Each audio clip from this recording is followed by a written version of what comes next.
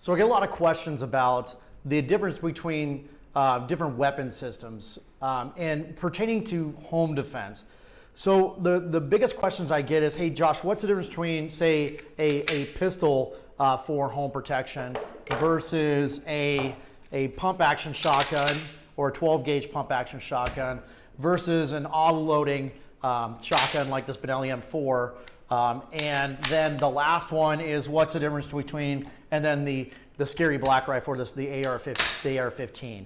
So we're kind of definitely dispel a lot of myths. And we're going to talk about the advantages, pros and cons and advantages between each system. So the number one thing that I typically hear for home defense is you got to have a 12 gauge pump action shotgun.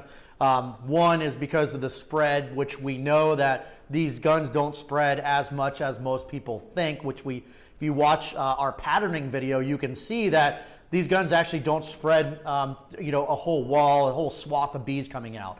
The other thing is we have to have it to scare the intruder, which, again, if that's plan A, somebody's already broken your house, they're intending to hurt you. I don't think, in my experience, pointing guns at people and not being scared of you, they're already in your home, they're probably not going to be afraid of you racking the shotgun. And then also a lot of myths pertaining to the AR-15.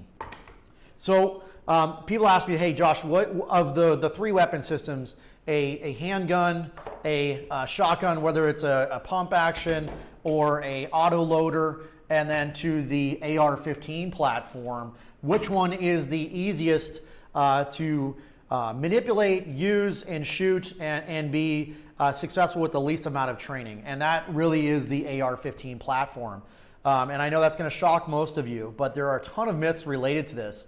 Now, I'm going to show you the videos here of the guns recoiling, the recoil difference between a AR-15 to a 12 gauge pump action shotgun to a handgun.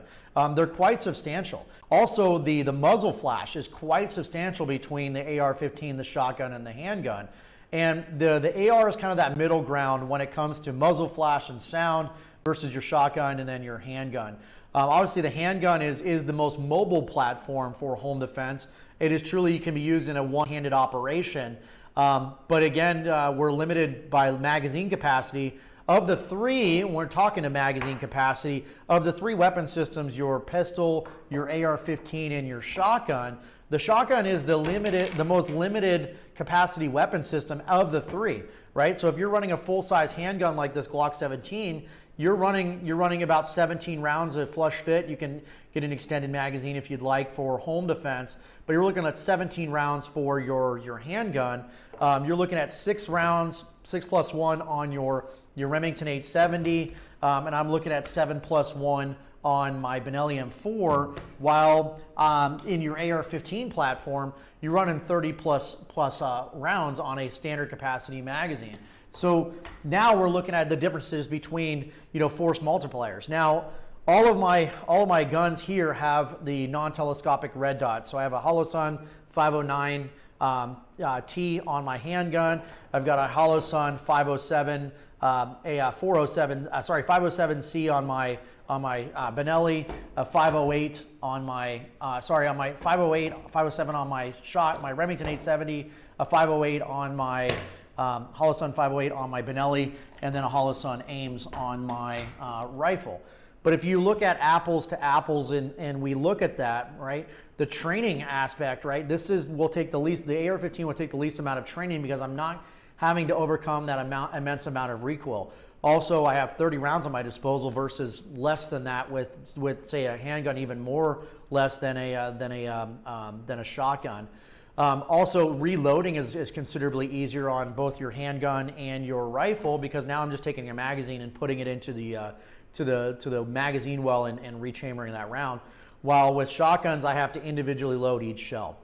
So we're talking about, again, the muzzle blast, the recoil, as well as when we get into a rifle compared to a handgun, right? Handguns, we have 2 points of contact. We have our firing hand and our support hand. While with a rifle, right, we have our firing hand on fire control, we have our support hand up on the grip, and then we have our shoulder and our cheek rest. So you can see now we're doubling our points of contact, and now that's mitigating the recoil. So of the 3 rounds that we have our 9mm jacketed hollow point, we have our 5.56 jacketed soft point or jacketed hollow point, and a good 12 gauge law enforcement or defensive buckshot. Which one will go through the least amount of interior walls, which means just sheetrock and maybe some insulation. We're not talking about studs, but just between the studs, the standard sheetrock, which will go through more walls, interior walls. The most amount will be the 12 gauge buckshot, right? So we're shooting approximately 9mm pellets at the wall, and they are round in nature, so they don't tumble because they're symmetrical in nature. So the most amount of walls that will go through is your 12 gauge buckshot. If you shoot slugs in your home, right, this will go through an entire house. And then if you look at the next one that goes through the most amount of walls, a lot of people would think that the AR-15 round or the 5.56 or 223, it would actually be the 9mm. So think about this. The mass is what actually keeps the bullet going through the walls. It's not as much of the velocity, it is the mass. So if you look at your 9mm handgun round, you're looking at about 115 to 147 grains, while your 223 is anywhere from 55 to 72 grains. So about half the weight, but yes, twice the velocity, but almost half the weight of that round. So what's actually keeping that round going is the mass, not the velocity. So when we start shooting indoors, if God forbid we have to do that, the number one round that law enforcement uses as SWAT teams and everything like that is the 223 round, because as that bullet strikes, that very light bullet strikes the wall, it starts to tumble and the velocity starts to decrease, and the ability of it going through multiple different walls gets greatly diminished compared to a heavier bullet such as a 9mm. This is why law enforcement, particularly the SWAT teams, have gone away from the MP5 submachine gun, which is a 9mm, and have gone to the AR-15 platform. I'm Josh with Guardian Training Consulting. Have a great day.